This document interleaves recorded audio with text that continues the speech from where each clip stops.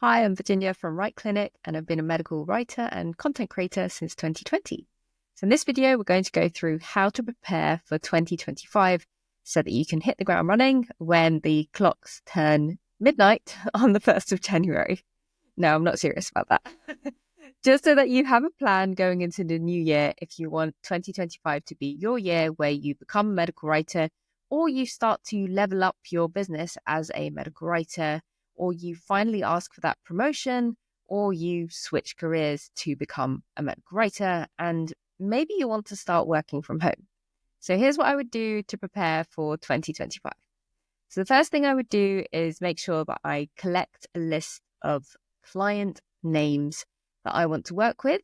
And I can easily do this by going to LinkedIn. LinkedIn is your best friend when it comes to finding clients and also finding any potential work.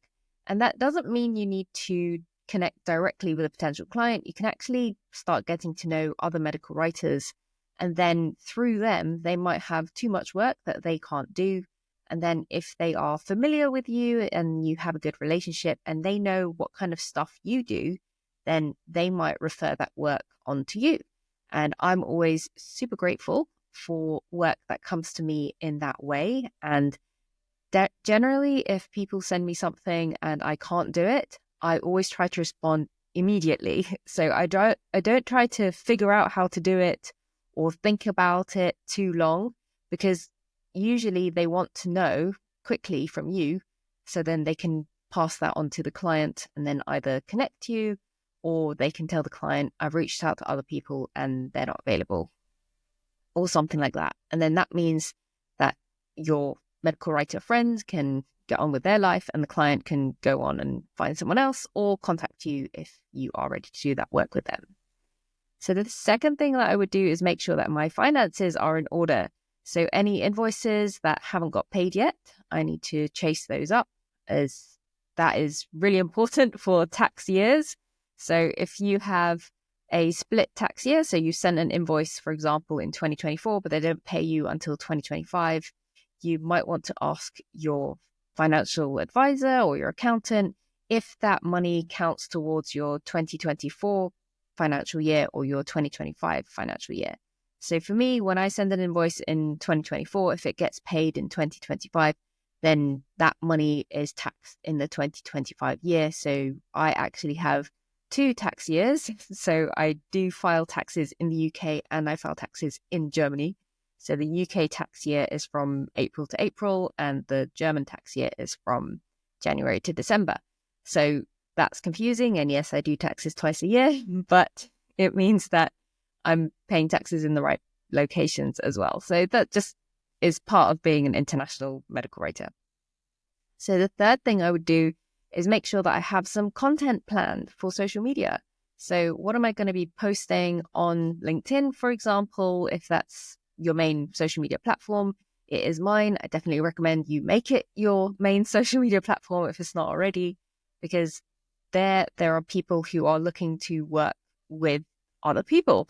And it's a business social media platform pretty much. And it's unlikely that you'll be found on Instagram or TikTok or YouTube unless you put in a lot of effort to create regular content for those platforms. I'm not saying it's impossible. I'm just saying that it's harder because those tend to be more visual platforms, tend to be videos rather than text. And also people tend to go there for entertainment, and it depends on the type of medical writer they're looking for, I guess. They might look for you on there. So think about what content you want to write and plan if you need to write that much. So for me, I generally try to post once a week on LinkedIn, whether that is through the Right Clinic channel or my LinkedIn group or just on my own personal page. And that means that I'm keeping a presence on LinkedIn so that if people do decide that they want to work with me, then they reach out. And if I have time and capacity to actually take on that work, then I'm more likely to respond because they know that I hang around on LinkedIn all the time and it's easy for them to access me.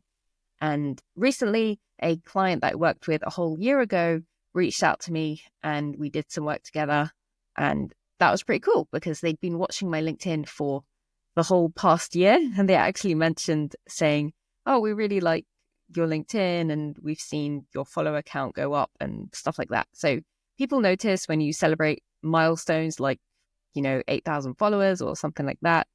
Maybe you've just reached 1,000 or 2,000 or maybe even just 500. Just celebrate when you can. You need to shout about yourself and you need to take up space. Otherwise, someone else will take your place. Also, the saying goes. So the next thing I would do is also plan holidays.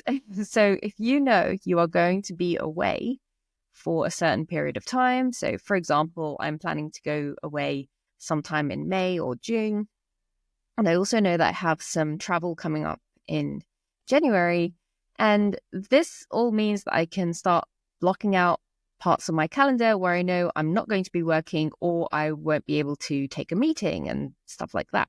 It's really important that you know your dates so that if somebody says, oh, are you available on April the 30th or something, and you're in January, you might not have thought that far ahead.